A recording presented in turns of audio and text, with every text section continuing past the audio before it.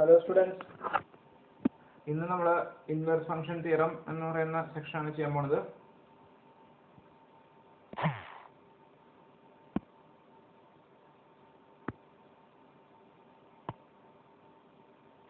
Okay. So inverse function means ഒരു ഫംഗ്ഷന്റെ inverse. So inverse function theorem എന്താണെന്ന് അപ്പോൾ അതിനു മുമ്പ് നമുക്ക് ഫെമിലിയർ ആയിട്ടുള്ള ചില സിറ്റുവേഷൻസ് ഒന്ന് റീകോൾ ചെയ്യാം. So suppose I have a function which is both 1 and 2. Then the inverse exists. Now suppose we are dealing with linear transformations and assume that a linear transformation is 1 and 2. Then there is an inverse function. The question is whether that inverse is a linear transformation, and the answer is yes. The inverse of a linear transformation is again a linear transformation. Okay, this is a question in linear algebra. Now next we move to metric spaces and the continuous functions.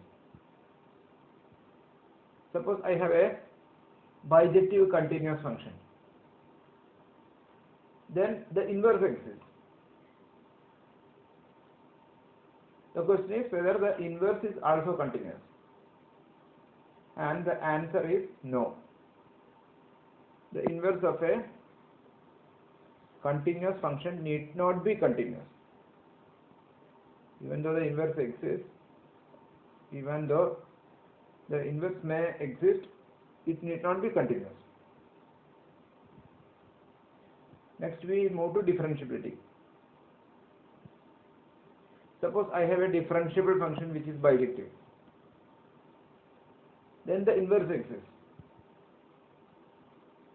The question is whether the inverse is also differentiable. I want you to think about it.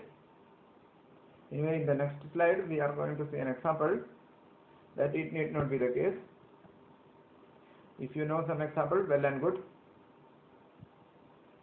And in inverse function theorem, in inverse function theorem, we address under what conditions the inverse of a continuously differentiable function is continuously differentiable. Under what conditions the inverse of a continuously differentiable function is continuously differentiable. So what is meant by continuously differentiable? The derivative exists and that derivative is continuous. Such functions are known as continuously differentiable functions. So we will move to the statement of inverse function theorem. These things we have discussed about linear transformations and continuous functions. Now, inverse function theorem, it roughly says that a continuously differentiable function f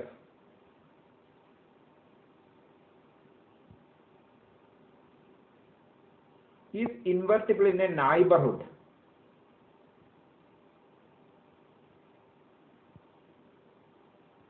of any point x at which the linear transformation f dash x is invertible. So what do you understand from this? Let us look at an example. Consider the function f from R to R given by f of x is equal to x cube. This is the graph of f of x is equal to x cube. And this is 1, 1 and 2.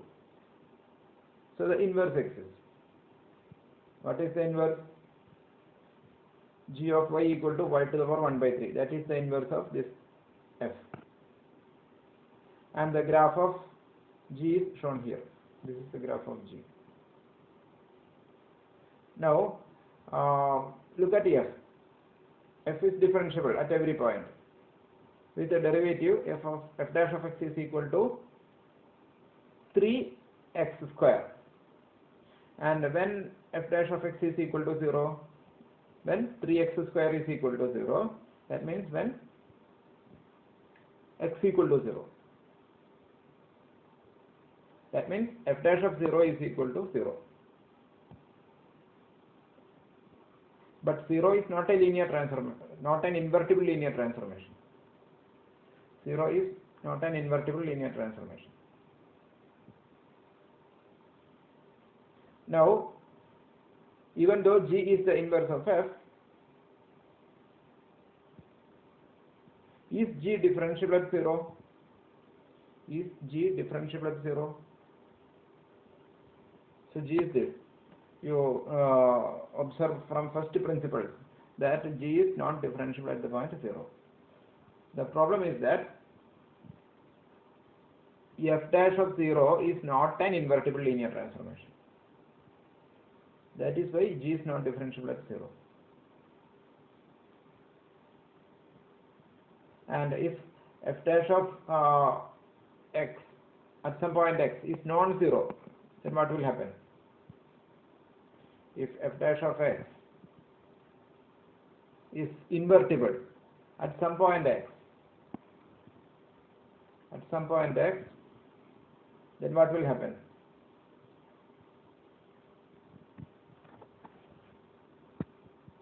I will draw a figure in the next slide. Yes.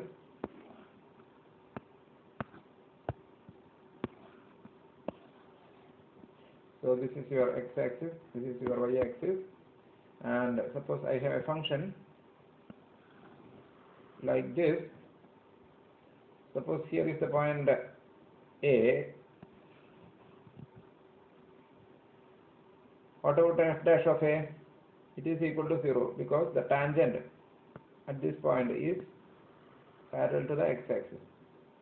And look at this point, which is the image of A. Call it B. B equal to f of A. So in a neighborhood of this B, is this function invertible? So suppose I have a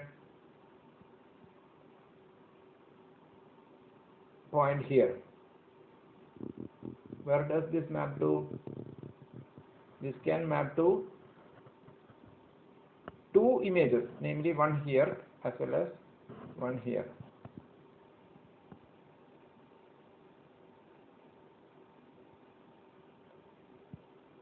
So for every point here, or at least for some points here, there are two images here, so that the inverse does not exist as a function. So this is because of the fact that f dash of A is equal to 0. On the other hand, if f dash of A is non-zero, suppose this is the graph of f, and here is the point A, this is the point B equal to f of A, and suppose compute f dash of A. So it is the slope of the tangent, which is neither 0 nor infinite. That means it is finite. Then in a neighborhood of D, this function is invertible. What is the pre-image of this point? It is obtained like this. This is the pre-image. What is the pre-image of this point? It is precisely this point. So if f dash of A is non-zero, then this function is invertible in a neighborhood of D. So this is essentially the idea of inverse function theorem. But inverse function theorem, the statement is much more general. They are not in general functions from R to R. It can be any function from Rn to Rn. So we will look at the statement of inverse function theorem.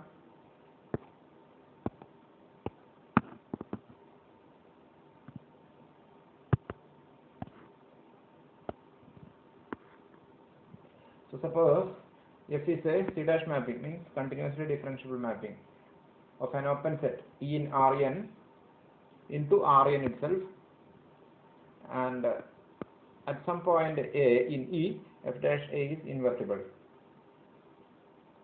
and you put B equal to F of A. Then the inverse function theorem says that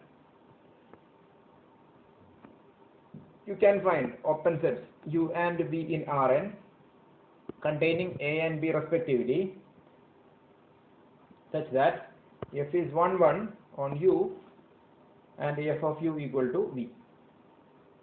That means F is 1, 1 and on 2 from U to V. So in a neighborhood of the point A, F is 1, 1 and on 2. If that happens, then F will have an inverse G from V to U, right? Not from the whole of Rn, but from V to U, F has an inverse, call it G. So if G is the inverse of F, defined by G composite F of X is equal to X, then the conclusion is G is also continuously differentiable on V. So this is the statement of inverse function theorem, and the proof, it's non-trivial. A lot of work has to be done to prove this theorem. So I will give other reference videos, you can look at them, and you can have different kind of motivations, different kind of examples throughout in that proof.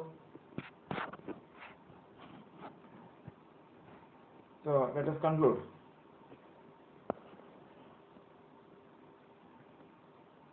Continuously differentiable functions are locally invertible. So what is meant by locally invertible? Locally invertible means in a neighborhood of some point it is invertible. But what kind of points? Near a point where the linear transformation f dash a is invertible. So continuously differentiable functions are locally invertible, and that inverse is also continuously differentiable. This is what the inverse function theorem says. And this figure we have observed. The slope, if it is non-zero and finite, then a function f from R to R has a inverse, and that inverse will be continuously differentiable near a neighborhood of the point B equal to f of a. So ഇതിന്റെ proof നിങ്ങൾക്ക് ടെക്സ്റ്റിൽ നിന്ന് വായിക്കാം. And another thing which is very important, this proof uses contraction principle. കഴിഞ്ഞ ക്ലാസ്സിൽ നമ്മൾ contraction principle കണ്ടു. A contraction principle, it was a sudden deviation from the mainstream. So why did we do contraction principle? Just to prove inverse function theorem. That's it. Thank you.